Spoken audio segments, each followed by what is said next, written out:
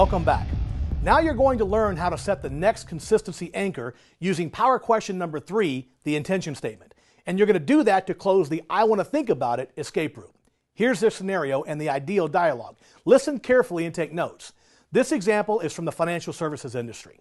Mrs. Prospect, before we go on, I'd like to ask you a simple question. Have you ever had the misfortune of dealing with the pushy salesperson? Oh, yeah. When I bought a new ABC widget. What was that like for you? It was terrible. The guy would not leave me alone. Well, I understand, and I've got some great news for you. I'm not a pushy salesman. I'm a professional financial services consultant. This is how I make my living. It's how I feed my family and serve my community. I will never be the guy hounding you for a week to buy something from me. Here's how I prefer to do business. What I'd like to do tonight is take all the time you need for me to answer all your questions, explain things so you can make an informed purchasing decision, and there's no rush. You are my only priority. All I ask is this. Once I answer all your questions, design the perfect financial plan, and of course, make it all fit in your monthly budget, all I ask is that you let me know one way or the other whether or not you think I'm a good fit for you and your family. And by the way, no is a perfectly acceptable answer. Fair enough? You mean make a decision tonight? Well, just let me know whether you think I'm a good fit for you and your family.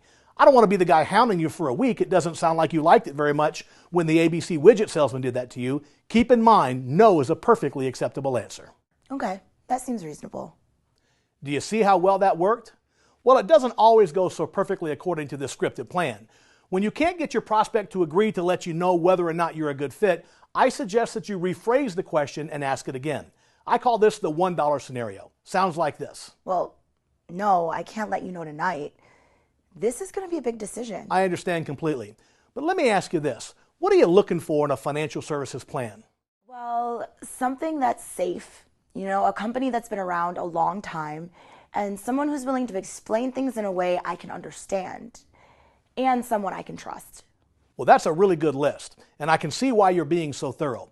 But let me ask you this. Suppose tonight I could design the perfect solution for you, and I could demonstrate to you in your mind and your mind only that we are number one in every one of those categories. Everything that matters to you, we're number one. And I could offer you an entirely perfect financial plan for just $1 a month. If I could do that, could you let me know tonight whether or not we're a good fit? For $1, I can give you an answer tonight. Of course. Now, obviously, I can't do all that for $1 a month. I'm just saying if it makes that much sense, if it's that much of a no-brainer when I'm done, just let me know whether or not we're a good fit. And again, no is a perfectly acceptable answer. Okay, but the answer might be no. That's perfectly fine. No is a perfectly acceptable answer. Using dialogue like this, you'll lay the groundwork, gather tons of valuable information, and you should be ready to propose a solution to the prospect's problems and, of course, proceed with your closing sequence.